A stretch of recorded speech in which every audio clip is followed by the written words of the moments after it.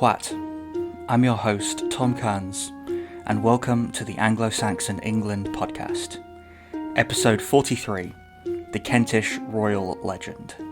With the death of Eadbald, we find ourselves square in the middle of a complicated textual history regarding the foundation legend of the monastery of Minster-in-Thanet. The various narratives which make up this history are collectively known as the Kentish Royal Legend, or sometimes the Mildreth legend after St Mildreth, or sometimes Mildred, the great-granddaughter of King Æthelberht, who was the first abbess of the royal monastery on the island of Thanet. The legend is clearly based on older material, but the earliest extant version of the story comes from the early 11th century. It survives in several versions, which I will discuss in more detail once I've set out the basic structure of the narrative. Despite being mainly concerned with the foundation of Minster-in-Thanet, the legend also contains a lot of details and family stories about the descendants of King Æthelberht, making it a potentially rich source for the history of Kent in the 7th century. That is why I'm talking about it here. However, as the title legend should make clear, the story contains much that is supernatural, and many of its components are difficult to corroborate as historical facts. However, it is worth talking about and unpacking somewhat. One of these complicated facts just so happens to do with the question of who succeeded Eadbald. But to explain this, we need to explain a little bit about why the Kentish royal legend has at its core a story about the murder of two children. When the monastery on Thanet was founded by King Æthelberht of Kent, the legend says that he undertook the act in repentance for his role in the murder of his two cousins, Æthelred and Æthelbert, which had been perpetrated in his name. As part of this undertaking, he vowed that the abbess of the monastery would be the boy's niece Mildred. These boys were, according to the legend, the sons of Mildred, the eldest son of Eadbald. Yet most sources say that in 640, Eadbald was succeeded by his younger son Æthelberht. There is a long-standing confusion as to why this was the case, since the legend holds that Æthelred was still alive in 640. No one is quite sure what happened here.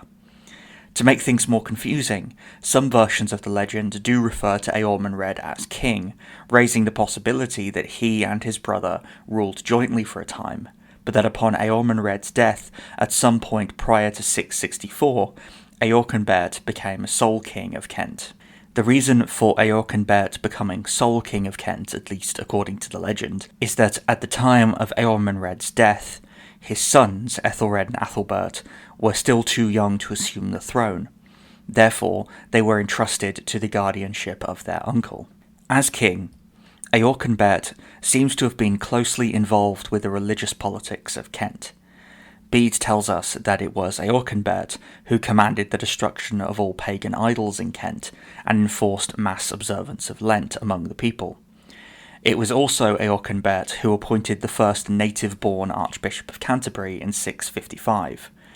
The post-conquest tradition says that the man's birth name was Frithona, which seems to be a corruption of Thrythowena by Norman chroniclers, but he is remembered in records mainly by the name he took upon becoming archbishop, Deus Dedit, Latin for God has given. He probably was inspired to take this name by a Pope Deus Dedit, who had served as pontiff between 615 and 618. Despite being the first native-born archbishop, Deus Dedit seems to have presided during a period when the forces of the Roman Church in England were in something of a hibernation. During his 9-year archiepiscopacy, Deus Dedit consecrated only one bishop, while the Irish missionary bishops elsewhere in England were consecrating many new clergy, indicating the energy that they brought to the church. Deus Dedit also doesn't seem to have attended the Synod of Whitby, held in 664, but this may be due to an outbreak of plague in that year, which ultimately killed him. Æthelberht married Seixbert, the daughter of the East Anglian king Unna, and it was with her that he had several children, including two sons named Eadbald and Hlothere. Upon Æthelberht's death in 664, Eadbald became king and took on the role of guardian of Æthelred and Æthelbert. They came to live with their cousin at the royal estate of Eastry in eastern Kent. According to the legend, the young Æthelberht had an attendant named Thunor, who feared that should Æthelberht be deposed, he would lose his livelihood. This Thunor played on Æthelberht's anxiety that the two young princes might take up arms against their cousin when they came of age. The different versions of the legend disagree about what happened next. Some say that Æthelberht ordered Thunor to kill the princes, others that he gave in to Thunor's suggestions, and others that Thunor acted on his own initiative. Where they all agree is that Thunor killed the two princes and buried their bodies under the throne at Eastry.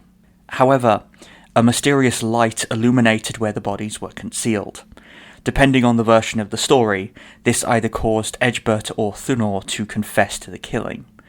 In remorse, Æthelberht agreed to pay weregild to the victim's surviving family, their eldest sister Domna Eadbald, who was the wife of Merowal, son of King Penda, king of the Mag-o-Sata, and briefly following the Northumbrian victory at Wynward, puppet ruler of Mercia. According to the legend, it was Domna Eadbald who requested land on Thanet for a monastery in repayment for the murder of her brothers. As for Thunor, the story says that he complained to Æthelberht about how much land was being given to Domna Eadbald, at which point a hole opened up in the earth and swallowed him whole. Mildred was Domna Eadbald's daughter, and so it was her mother's wish that she head the new monastery. While the murders of the two princes have, on account of the royal legend, become the main focal point of much of Æthelberht's reign, evidence suggests that, like his father, he too was a king with connections and interests in the church. His mother, of course, was an East Anglian princess, which suggests close ties between the two kingdoms during his reign. He is also recorded as having hosted various notable ecclesiastical figures during his reign, including Wilfrid and Benedict Bishop, as well as providing escorts to Theodore and Hadrian on their journey to England in the 660s. None of that really gets mentioned in the royal legend, though.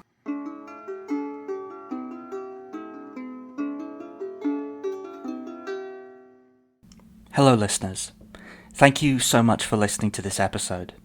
I just wanted to let you know that if you enjoy what I'm doing here, then it really helps me when you leave a review or a rating of the podcast on the podcast provider that you're using to listen to this. When you subscribe to the show's YouTube channel, and when you become a supporter over on Patreon, where you can get access to bonus episodes, ad-free episodes, and transcripts, all by pledging to one of the show's patron tiers. And speaking of patrons, I wanted to give a shout out to John Jurgensen, David Mader, Jim Gannon, P. Warren, and James H., who all recently became patrons. Thank you so much for your support, and I really hope that you're enjoying the extra material you now have access to. Anyway, back to the show.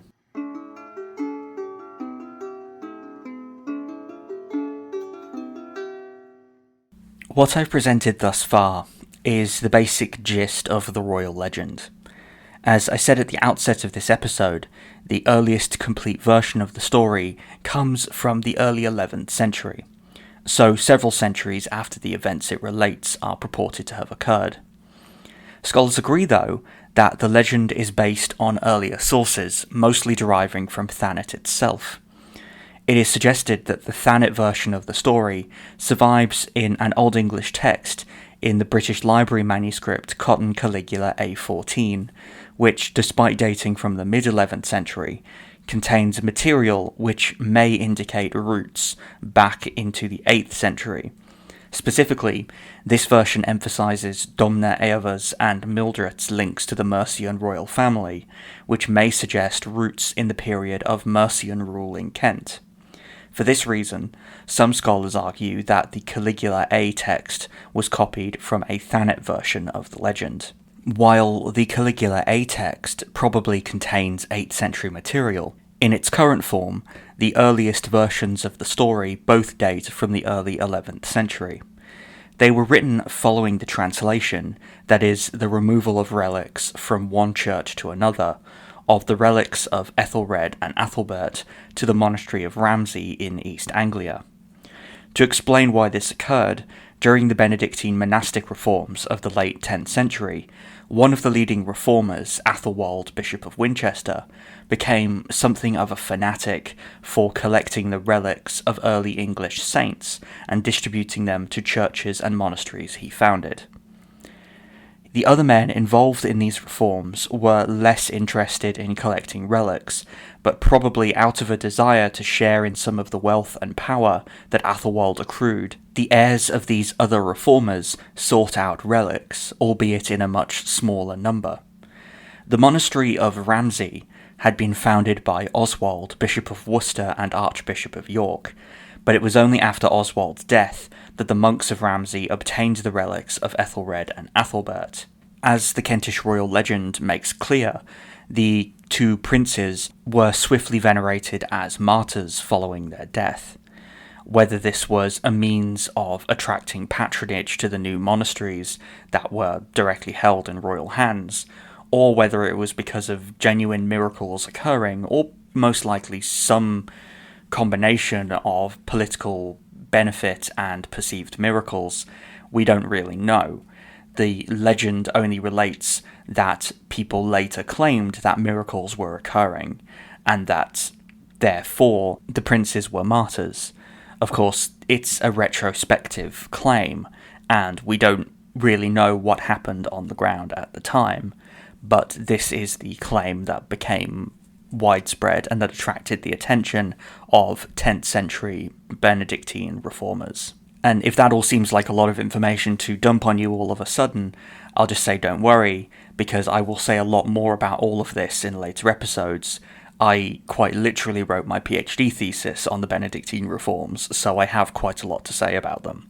The translation of relics was always a momentous event accompanied by processions and masses, and often the production of texts about the saints being translated.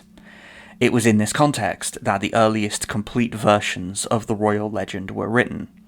The versions based on this text do not emphasize the Mercian links of the protagonists, but rather highlight the martyrdom of the two princes and the miraculous events which allegedly followed, even to the point of rewriting some events cast as ordinary in the Thanet version of the story and presenting them as miracles. This text also removes references to many of the women who appear in the other versions of the story.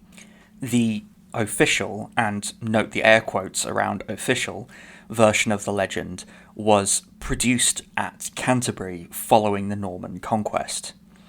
The relics of Mildred had been translated to Canterbury in 1030, and so post-conquest churchmen at Canterbury made it a point of honour to promote the relics and cult of Mildred. This Canterbury version of the story is presented very much as a traditional saint's life about Mildred, but the weight of the family history material, as well as the interest in the details of the foundation of Thanet, all are still very much present in this story, and result in its being a somewhat cumbersome saint's life, in which Mildred herself doesn't actually appear until close to the end of the text, something which is quite unusual for saints' lives, since, as the title would suggest, they are usually all about the saints in question. All of this information about different versions of the texts and the different reasons for their being written can be a little overwhelming. But the point is that the royal legend seems to have roots dating back to at least the 8th century, via traditions preserved on Thanet itself. The emphases of the story changed over time to reflect the changing circumstances of late 10th and early 11th century England, and then subsequently post-conquest England. But at its core, there rest genuine historical traditions originating in early Kent. It is no exaggeration to say that the royal legend became something of a national saga about early Christian Kent. We can see this in the way that the story is used in the composite text known as On the Resting Places of Saints. This text, which dates to the 11th century, is an Old English catalogue of the various places in England which possessed the relics of saints. It is a composite text because it actually consists of two different texts which just happened to often be circulated together. One of these, referred to as the Sejan due to its incipit, which is Sejan Betham Godes Sanctum The on Englalonda Erost Reston, meaning Tale of God's Saints who first rested in England, consists of simply a list of sites throughout England and the saints buried there. The other text, called Tha Halgan, again due to its incipit, which reads Herkith Umba Tha Halgan The on Angelkina Restath, meaning here a relation about the saints who rest in the English nation, is a version of the Kentish royal legend. What is interesting is that the Sejan contains no sites found in Kent. The royal legend then seems to have served as a list of the saints and monasteries of Kent. The story then took on a life of its own as a focal point for Kentish Christian history. As secular history, though, the story is obviously not wholly reliable. Many features and interpretations were added to it as it was adapted by different writers for different purposes, and it isn't always clear where the myth-making ends and the history begins. As I've noted, it doesn't contain many details about the reigns of Æthelberht or Eadbald, and it also can't really help us explain whether Æthelberht seemingly did not succeed his father or if he did. What it does hint at, though, is dynastic tension among the children of Eadbald, which seemingly boiled over into the murder of Æthelberht's sons, a murder in which Eadbald was to some degree complicit. This act did not depose Eadbald, though, nor did it prevent his brother and son from ruling Kent following his death in 673. But as we will discuss next time, dynastic tension was still very much rife in Kent even after Eadbald's death, and the events of the Kentish royal legend were merely the beginning of these struggles. Thank you for listening. I hope you've enjoyed this episode of the Anglo-Saxon England podcast. As always, I've been your host, Tom Kearns, and I hope you will join me again next time.